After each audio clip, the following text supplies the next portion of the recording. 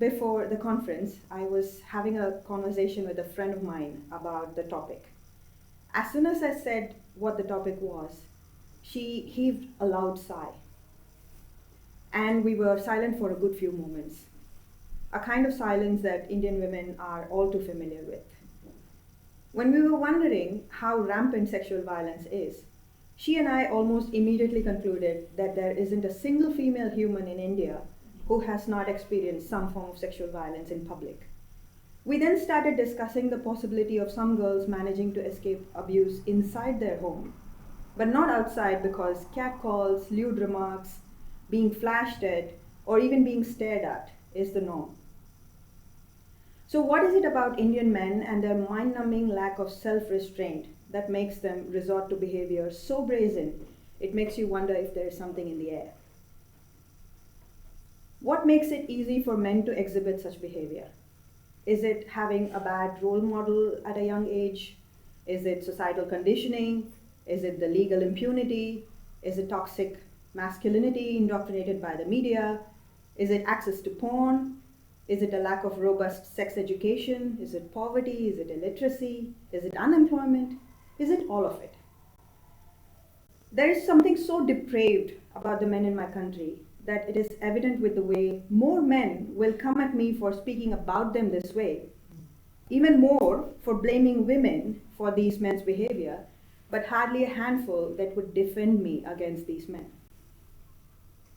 Having experienced sexual violence both inside and outside the house, with men finding any excuse to violate my boundaries, touch inappropriately, I thought I was prepared for life in India as a young girl.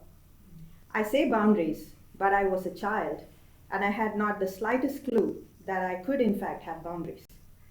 Taking my grievance to anyone in the family was useless, as they blamed me, restricted my movements, disallowed me from wearing clothes that might make men behave this way. I was a child, a naive, tormented, dissociated child for whom the worst was yet to come. I remember the time I had just moved from primary to secondary school. I was cycling fast to make it in time for the morning assembly when a man sped up to me in his cycle, pulled out his penis, and asked if I wanted to suck it. Another time, a few years later, I was riding my mom's motorbike with my mom seated behind me. We do that in India a lot. There was a man directly in front of us on this long straight road, his penis completely out in full view, one hand on his throttle and the other on his penis. He made eye contact the entire time. He was masturbating, and he had not an iota of shame. While I was trying to keep myself from vomiting, I screamed my complaint to my mother, who said, "Why are you looking at him? Just ignore it." I should point out that I am covering only the part about sexual violence in public. The depths of physical violence, and I mean that as your garden variety abuse that's not directly sexual in nature, is a speech I will not be able to finish even when I'm on my deathbed. If you have watched my film Dysphoric, you would recall a small section about my childhood in India, where I explained how my grandfather, and in extension my entire family, tried to explain public sexual violence to me. I must have been around the same school age. I would spend hours after school at my grandmother's house because I had to wait for my mom to return from work. My grams would almost pull a muscle asking me to return home about 5:30 because any later than that, it would get dark outside. Seems pretty normal to look into the safety of a child. However, they had their own disgusting ways of warning me about the dangers of stepping outside when it is dark. My granddad would cut up pieces of newspaper with tragedies of public sexual violence like rape, molestation that are committed on females of my country and say that if I'm not careful, something like that could happen to me. And that's why he says that it is very important that I reach home before dark, because if I'm not outside, I wouldn't make a man to rape me. And I was too young to ask him about the rapes that happen in the daytime, so essentially, it was hammered into my brain that my singular goal as a young girl was to ensure my existence doesn't make a man sexually abuse me.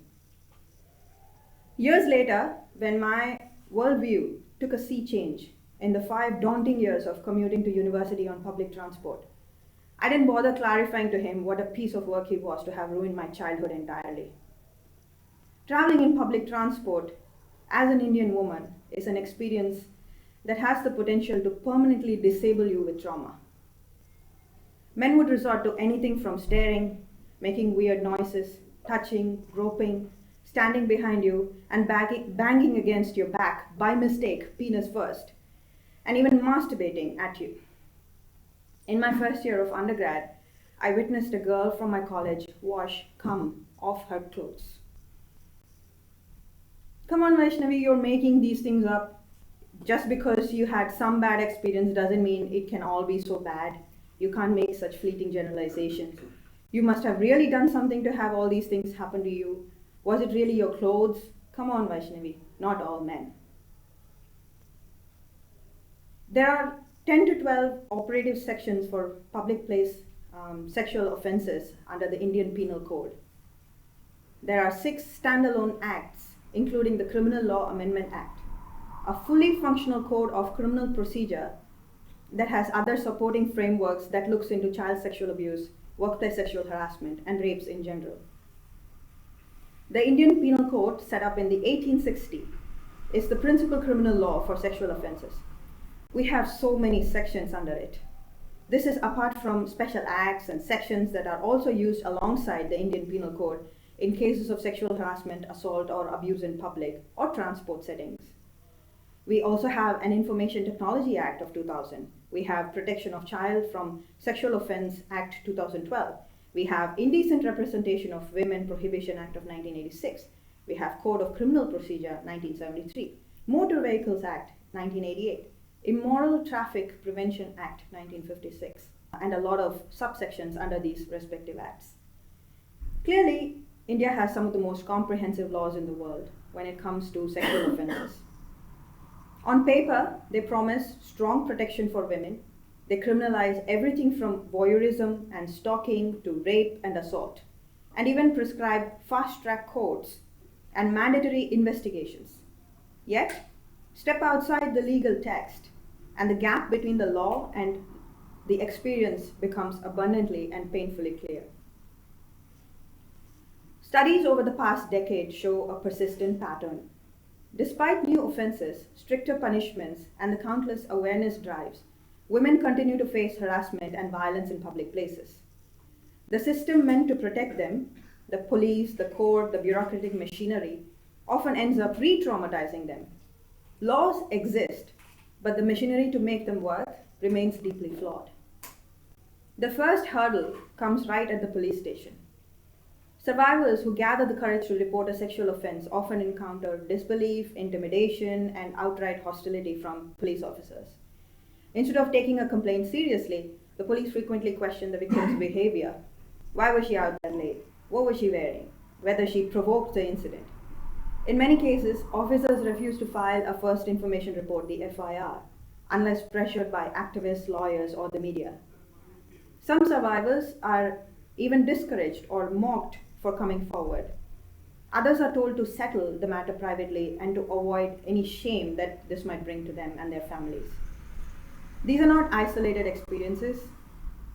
Studies and human rights reports describe such interactions as routine across every state in India. Even when an FIR is filed, investigation quality remains very poor. Evidence is often mishandled, forensic testing delayed, and witness statements taken improperly. Many cases collapse because of these lapses, not because the allegations were false, but because the system simply failed to do its job. The 2013 reforms after the Nirbhaya case, which I'm sure all of you are familiar with, the Delhi rape situation, introduced new categories of sexual crimes and expanded police duties. But the training and oversight required to implement those reforms never kept pace. The fast-track courts announced with great optimism often function no differently from the regular ones, burdened by thousands of pending cases, too few judges, and inadequate infrastructure. Victims are required to appear multiple times, recounting traumatic details repeatedly, often in front of male judges, lawyers, and staff with little to no sensitivity training. Many survivors withdraw midway out of exhaustion or fear. Others are pressured into settlements, especially in cases where the accused is powerful or well connected. The so called speedy process rarely feels that way for those living through it. There's also a deep structural flaw in how these laws assume access and literacy. Most protections rely on women knowing their rights and being able to approach official bodies. But for informal workers, domestic workers, street vendors, and countless women who live without fixed employment or documentation, these channels are practically unreachable. A little segue into this thought. I had made a documentary film in 2019 called But What Was She Wearing? It continues to be India's only documentary on workplace sexual harassment that women face in India, both in the organized and unorganized sector. In that, I remember very clearly during post-production when it was pouring down and I was in an auto rickshaw getting to my house from the studio. There was this woman who was selling flowers outside a temple, and I remember she running to like a corner and she was just standing there for a while. And it was really, the roads were blocked because of bad traffic, so I had to sit there and watch what's happening. It took me a second, but I realized what she was doing was going to one corner and getting drenched in rain and relieving herself because it's raining, clothes are wet, it doesn't matter because it's not going to look odd or anything. She comes back and there are already like few men standing in front of her stall, looking at her in this sort of disgustingly knowing way of what she had just done. And she had to just carry on trying to sell as if those men don't stand in front of her right now and she just has to carry on business as usual. I will never forget that image, and I'm so glad that I could make that film about the women like this and all women who have to work in public places. Then there's an issue of data, or rather the illusion of it. Official statistics suggest progress, but those numbers are deeply unreliable. What appears to be a decline in certain crimes may simply be a reflection of fewer cases being recorded. Without honest data, it's easy for governments to claim success, while women continue to navigate unsafe streets, buses, and workplaces. In all the scheme of things, there is a special mention to women belonging to poor economic background, poor caste background, or religious background who end up receiving the brunt of it in a way that is so magnified that I couldn't even possibly describe with words. For Dalit women, for those of you who don't know, Dalit, it refers to a certain caste, and caste refers to a social hierarchical system that India follows and several South Asian countries follow as well, that puts you purely by chance of birth into these categories. And if you are unfortunately born in a family that is of the lower caste, the rest of your life you live as that lower caste and you die as that lower caste. There's absolutely no way of redeeming yourself from it. And also you experience, if you're a woman, sexual violence by members of your same caste and all the rest just the same. So for Dalit women or women from minority communities, all of this is significantly magnified. Social stigma, caste or religious bias, economic dependency, and local power imbalances create additional walls. Studies show that in 2019, only about 32% of cases involving Dalit victims ended in conviction. And in many states, fewer than 60% of such cases even resulted in a proper charge sheet. In Haryana, a state in India, a northern state in India, a report found that 80% of sexual violence against Dalit women was committed by men from dominant castes, but only 10% of examined cases led to conviction of all the accused.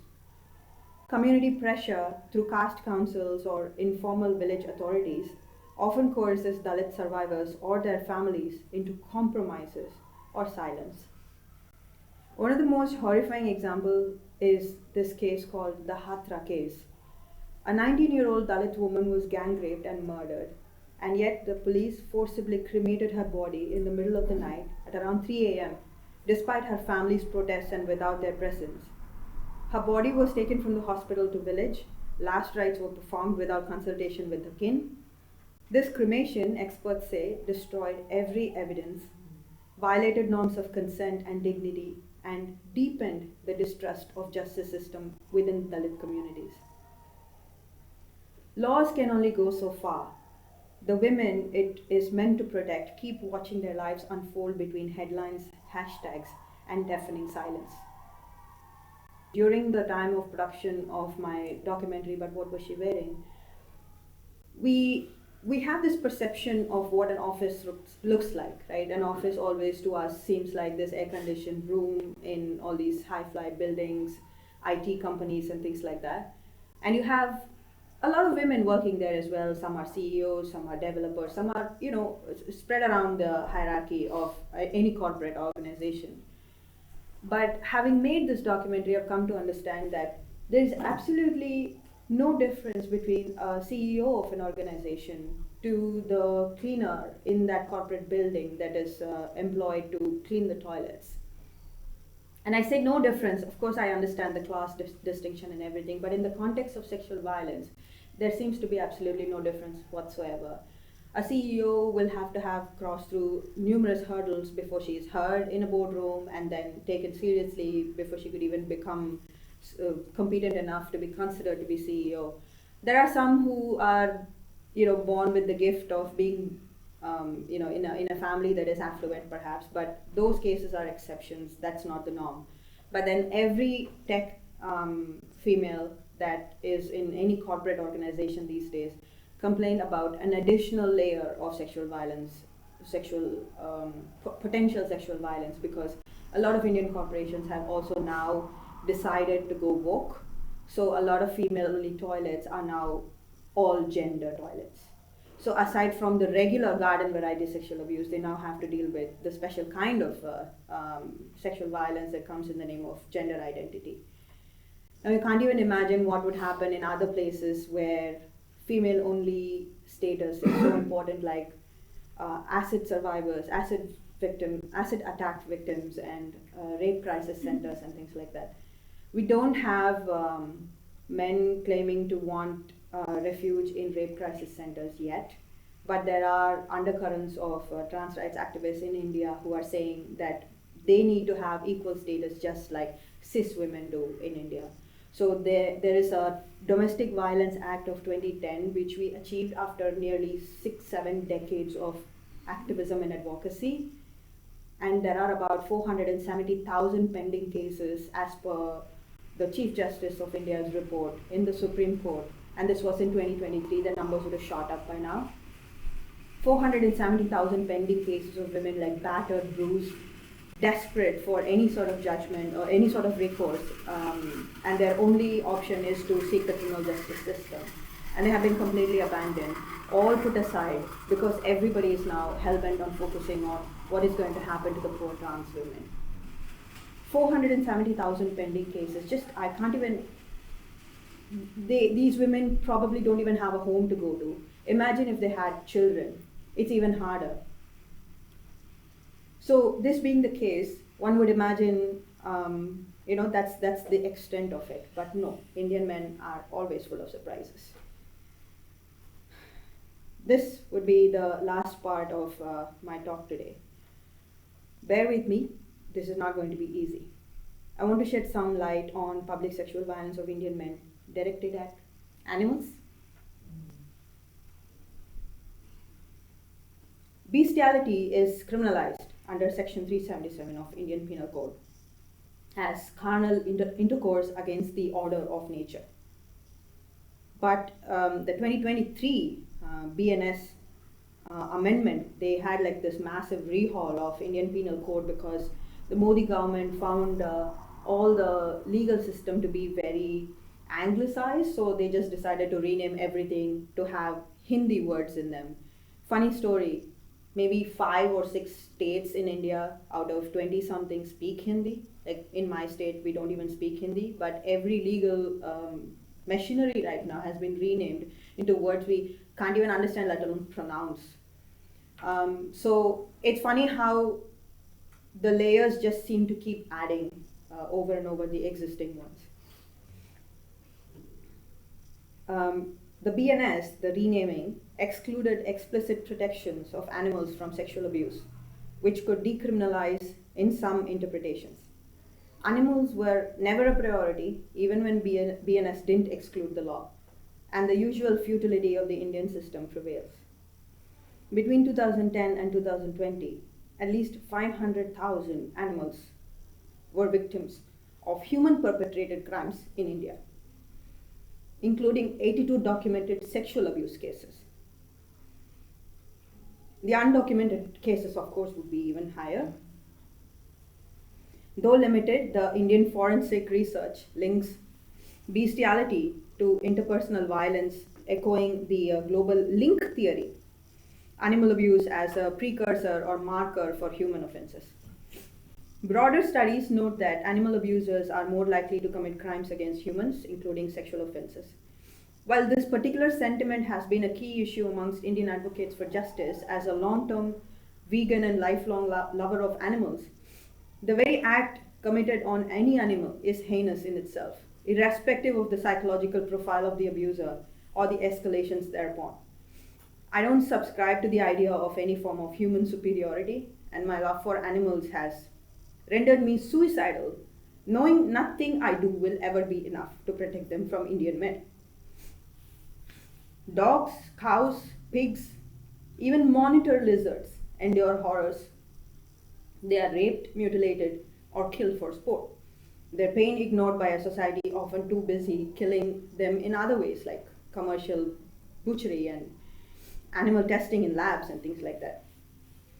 Each act of cruelty, whether Indian men abusing a dog or them gang raping a monitor lizard, signals a deeper moral decay. I want to tell you briefly about the Prevention of Cruelty of Animals Act 1960. Police and activists routinely register FIRs under Section 11 related provisions to the PCA Act when sexual abuse of an animal is discovered. Courts and police have used this act in recent prosecutions. PCA penalties are as low as rupees 10 or rupees 50 for first offences. Draft amendments propose much higher fines and explicit inclusion of bestiality as gruesome cruelty, but most often men walk away with impunity. PCA does not expressly define or label sexual penetration bestiality as a distinct criminal offence in the same way as Section 377 used to, but that has been renamed and it's made defunct by the current Modi government.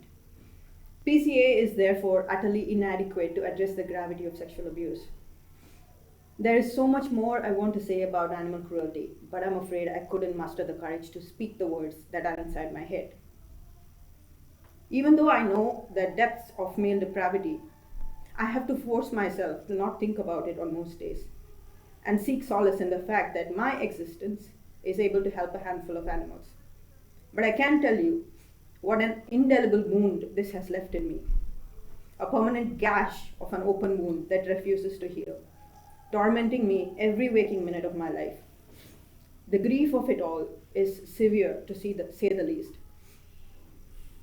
I open my eyes every morning, and the weight of my existence in this cruel world crushes me, and it crushes the very will to carry on.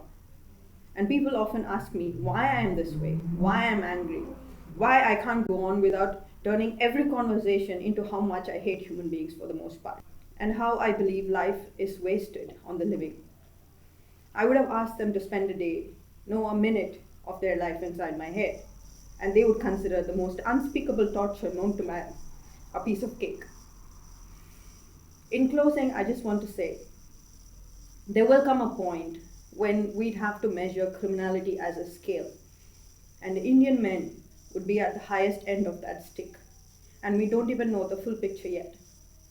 Oh, and I know I never make exceptions in my rightful anger, because one act of violence is too many, and I'm willing to die on that hill. Thank you.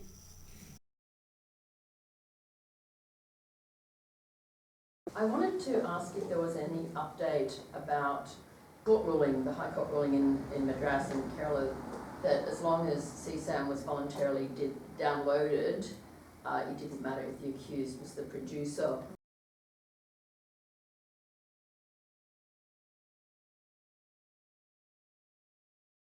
7-8-year-old girl was raped by a 20-something man. He recently got acquitted because there was no enough proof that he had sexually abused her.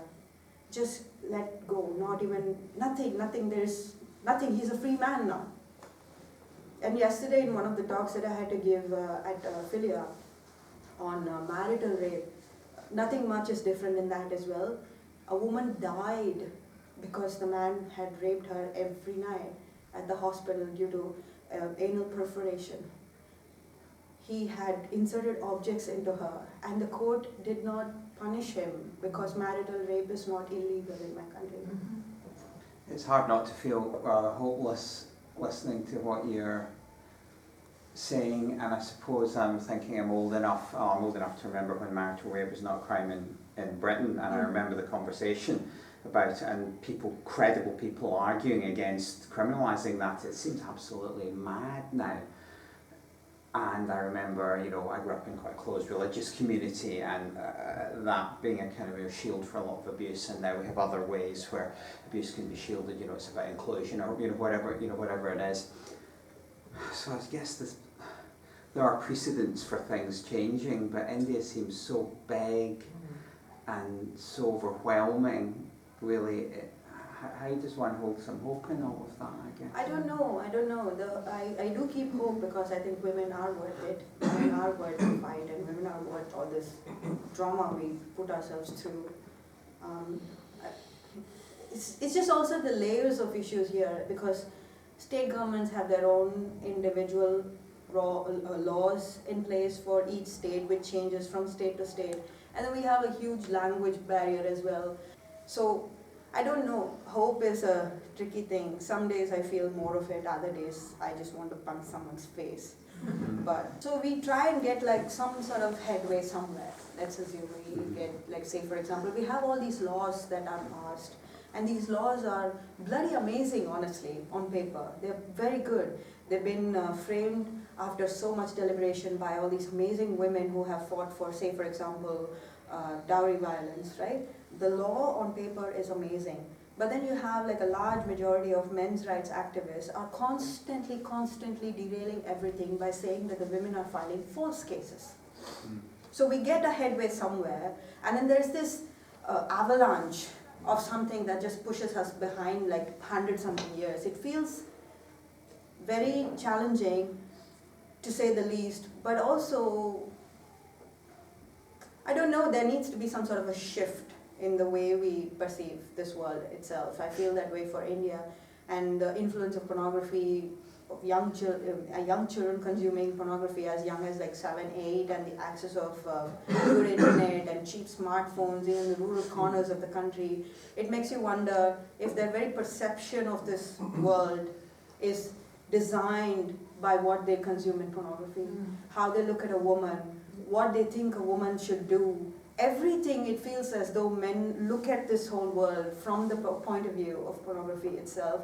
So to me, to have a very regular conversation with any random man, for example, somebody who's come to the house to do some repair work, is very hard, because in my head I'm constantly thinking, why is he looking at my leg?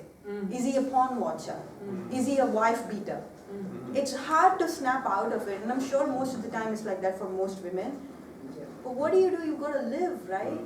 It just gets really hard otherwise.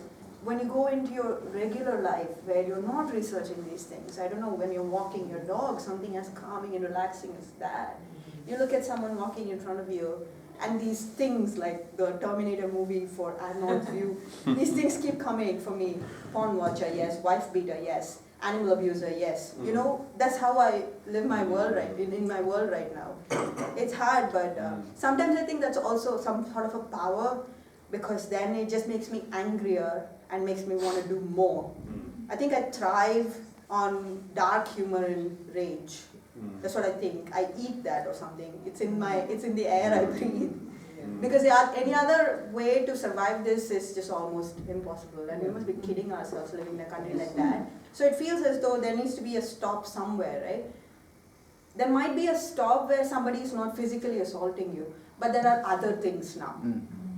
So one way or the other, it's like a rock in a crazy place. Do you have like organisations like that specifically help people to pursue action, legal action? And I mean, I'm just using an example here. The Free Speech Unions made such a difference to people being victimised at work. So there are like these legal organizations that first started out for supporting women in legal cases like that, where they would pro bono take up cases of really bad domestic violence, for example, or rape or something like that.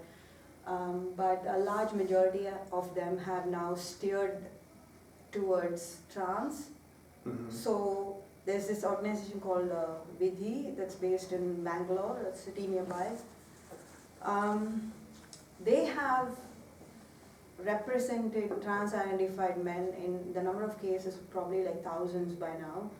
The number of times they're representing women who are battered and bruised have significantly dropped. So if you are an organization that is standing up for the rights of trans-identified men, I'm not going to trust you with anything to do with me. And with more and more people becoming aware of this, when it gets as rampant as it is here, which it is, we are getting very close. There are already a lot of deaths because of botched up surgeries and things like that. It's gone peak in every state. You can walk into any state government-run hospital and get free surgeries. Every corporate organization provides surgeries like these under the insurance scheme, all the way till paid recuperation holiday after chopping off your tits. And not to mention the gender-neutral toilets in academic institutions, hostels, and everywhere. This has been the case for the past 5 years. It's just really just spiked up, and you have every who's who on like these media channels, right? The editors who have to decide what goes out and what language is being used are all captured. So when you have captured the people that are supposed to give out information like that, it's like gaslighting the public, and it matters who you're reading your information from. And if it's only information from all these people, everybody in the country is going to think, oh, trans, oh, we need to be supportive, blah. You know, it's become like that now. Law has been hijacked, the courts have been hijacked. In 2018 is when we had homosexuality decriminalized. As in, you're not a criminal for being gay. In 2018. We still don't have rights to marry, you know, during end of life and things like that, inheritance and all of those things. We don't have that yet. Recently we had like a Supreme Court hearing where they were presenting the need for same-sex marriages, the importance of them. The entire time, everybody, all the lawyers brought in somebody who is in some rural part of India with a sob story of how this person, clearly a woman, chopped off her breast because she is in love with another woman. And they were so tone deaf, they weren't even listening to themselves when they were saying it. This trans man is in love with his childhood sweetheart, who happens to be, surprise, a woman. So we need marriages. We need to legalize marriages because it's important that he has a good life. Mind you, Special Marriage Act considers male and female as the partners who can marry, right? So if you transition, one of the partner becomes male. Therefore, under Special Marriage Act, you can marry. So what the Supreme Court judgment has done is, it has only forced more people to become trans. Because it's now easier under Special Marriage Act. They made it easier for more people to come. There was nobody from our side. We were not invited, we are not considered. They just assume that this is the nationwide consensus that these people want to touch. And anybody who is standing against it, not particularly against it as in the individual, but the idea, is deemed as far right, the usual thing.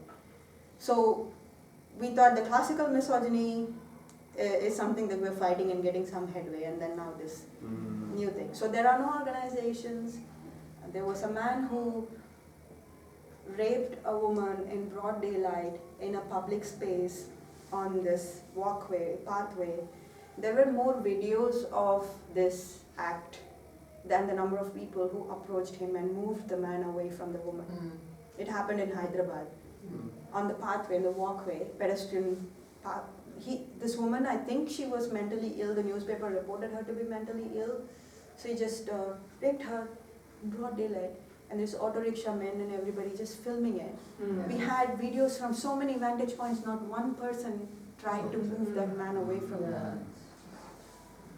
And with every such porn influenced acts that happen in real world, immediately we have like search items on porn websites.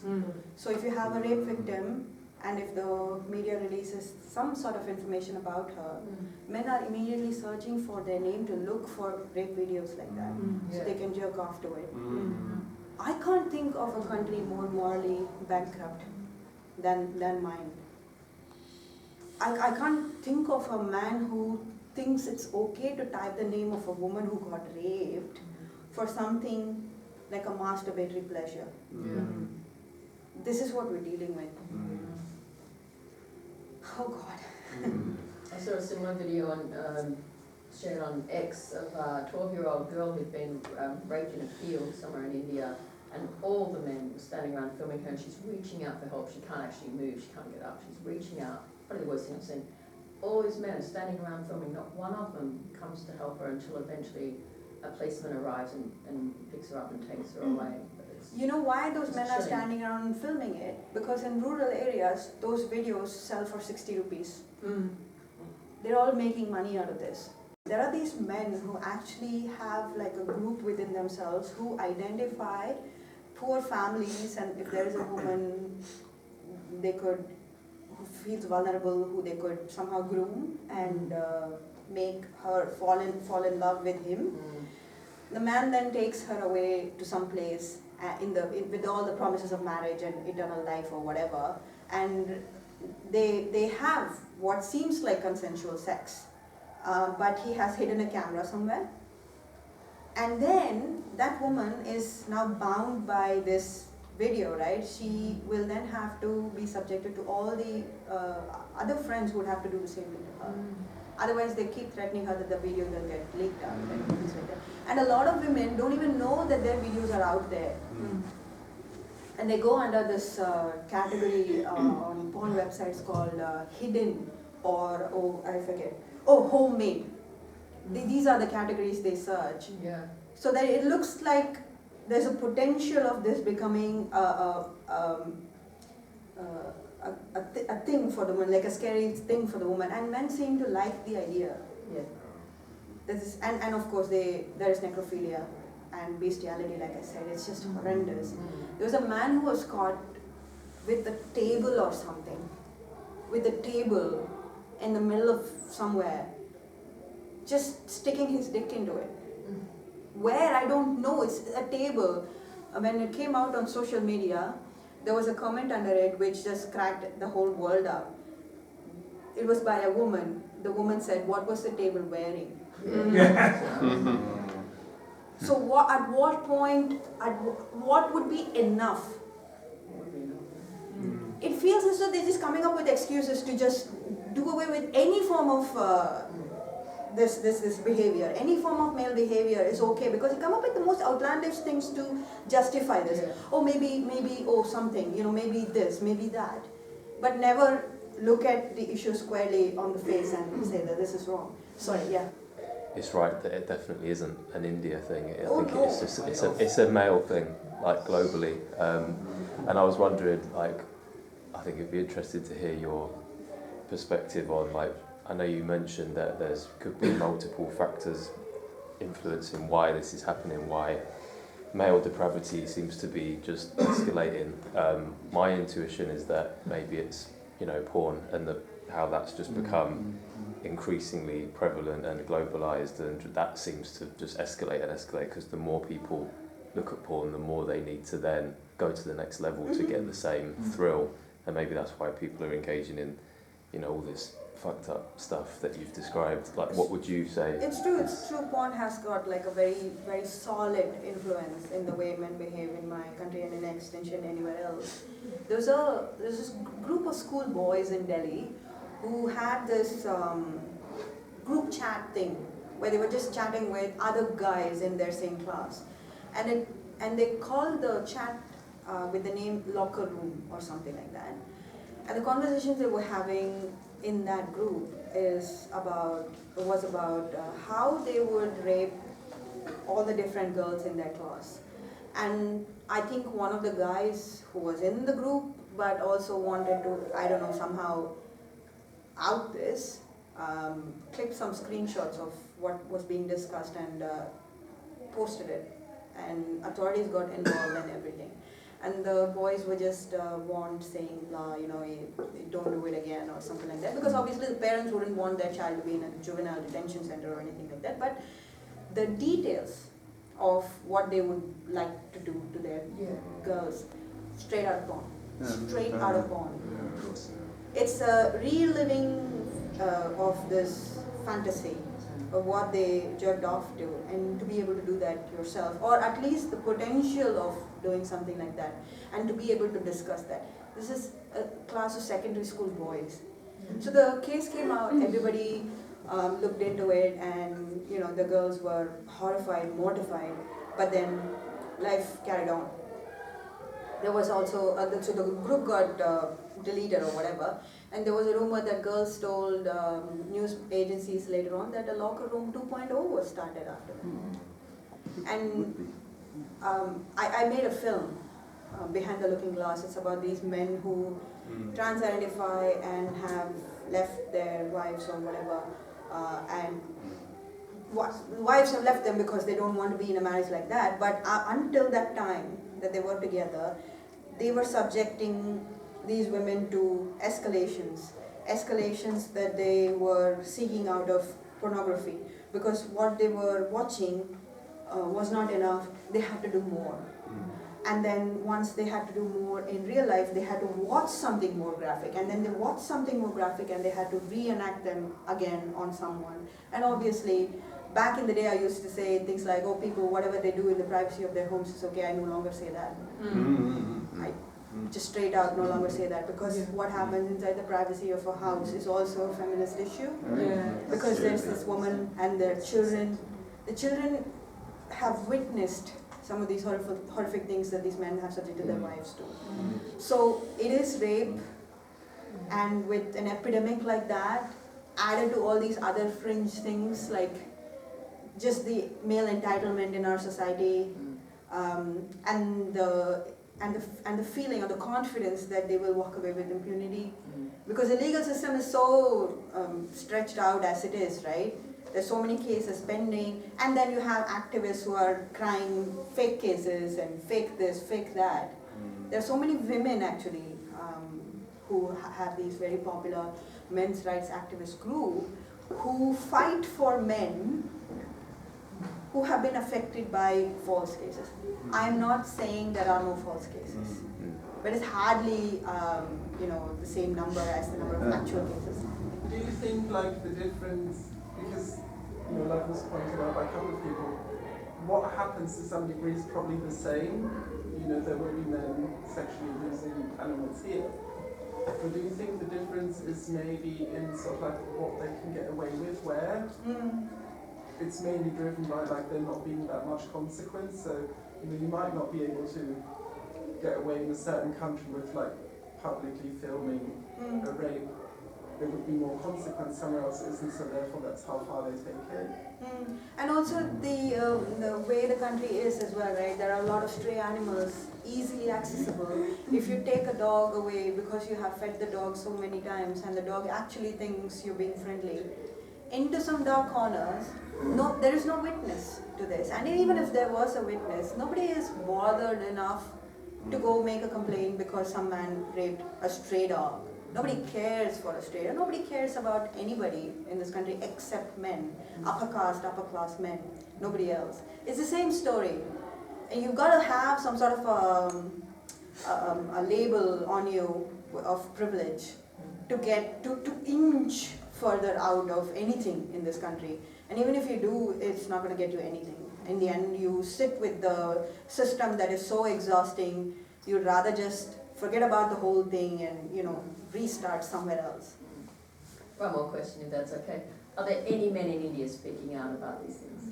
Well, there are groups. That's a problem. There are some groups that are saying that this is all bad, men should do better and everything. But there are problems because they think trans women are women. So how do you rationalize male violence and not think this is a problem? So some of them got in touch with me saying they wanted to screen my film on workplace sexual harassment, saying we're a group of men, blah blah. We think this is that. And I looked into their website and things like that. Totally needless thing, but a very obvious disclaimer. When we are believers of diversity, blah blah, we think trans. Who asked you? You're talking about male violence. You want to address male violence. Why is there the need to even mention something as mundane as diversity issue? Everything's about that these days. Yeah. Organizations that were supposed to be for domestic violence survivors, acid attack victims and things like that, have also gradually sort of changed their websites a little bit, to steer towards the direction of equality, diversity, inclusion and all of those things, so that they are not, they're not standing out. They might lose the opportunity to receive any sort of funding or something like that. They probably continue helping some women. Many organizations do. There are a lot of women, grassroots women, who are doing so much, who have absolutely no idea about trans at all, because they're just so busy dealing with everyday, putting out everyday fires, right? But then those women get nowhere. They probably have a case registered, but the case could go on for years. So it's a broken system, and fighting against it feels like, feels useless.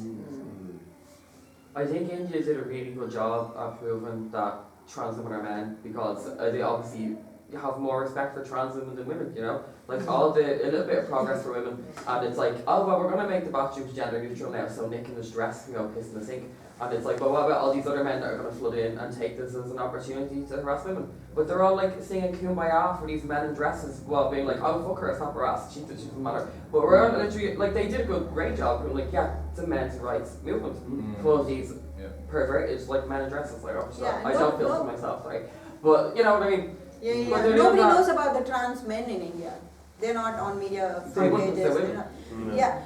Mother's Day, there was a man who self-identifies as trans, and in India the Hijra community does sex work for a living. That's what they call it, sex work for a living. They seek alms and they prostitute themselves and everything.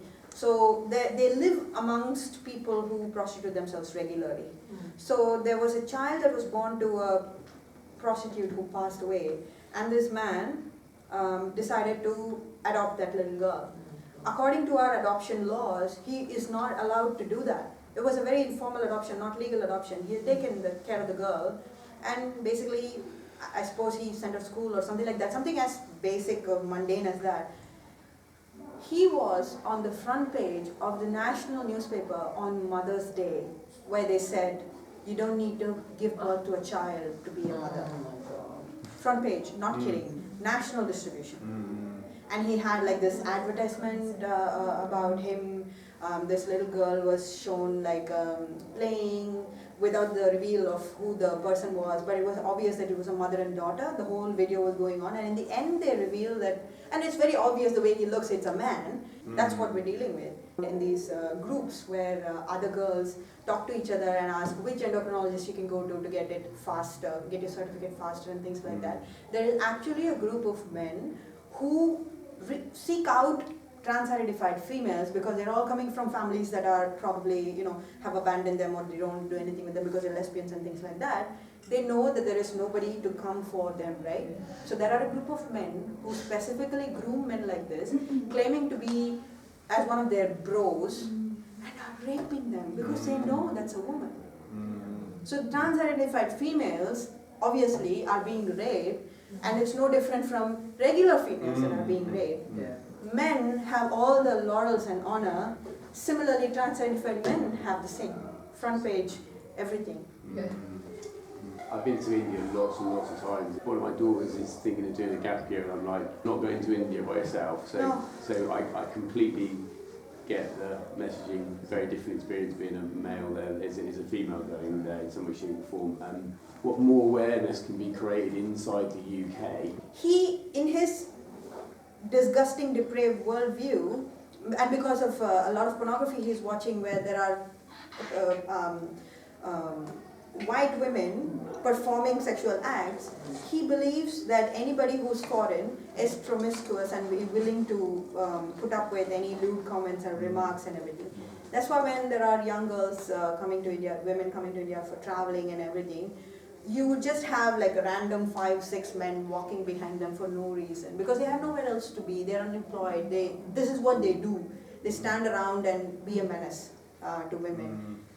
I don't know what we can do here to make things any better, but we can't not talk about male violence regardless of the nationality, and just sort of somehow gloss over the fact that, oh, you can't be racist about it. Please, if you don't say that this is happening predominantly because of a certain population, a certain demographic, you can't provide any solution to women in that demographic and in extension rest of the women in the country. It's not okay. I think it's not okay.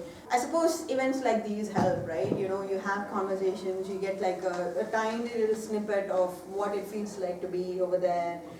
You understand, at least during the conference you try and reflect on it. Perhaps your behavior would have like some sort of a change because you've had this conversation with me and how you live your lives later, you know, those kind of tiny things. But other than that, it's hard to make any big changes because I know I'm feeling useless about doing anything back home. I can hardly be an expert in saying what we can do here. But it's just a perception of what it is like to be a woman in India. If you have an understanding about it, perhaps you would look at your world a little differently about your privilege and everything.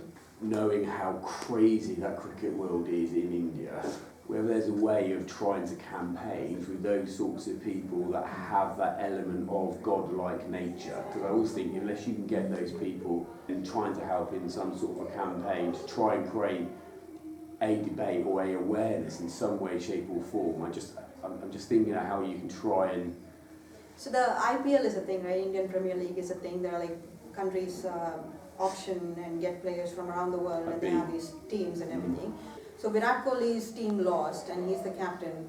And there's all sorts of social media comments about how his wife was at the stadium that day and she was cheering him or whatever. And everybody started saying things like, oh, you'd have to rape Anushka Sharma because Virat Kohli lost the match. And it's so disappointing Virat Kohli's team lost and she's the reason why she must be raped and things like that. So Virat Kohli put out a statement saying this is not okay at all, this is not how you're supposed to be. But none of these really affluent, privileged men would do this if it hadn't been for their own wives or children.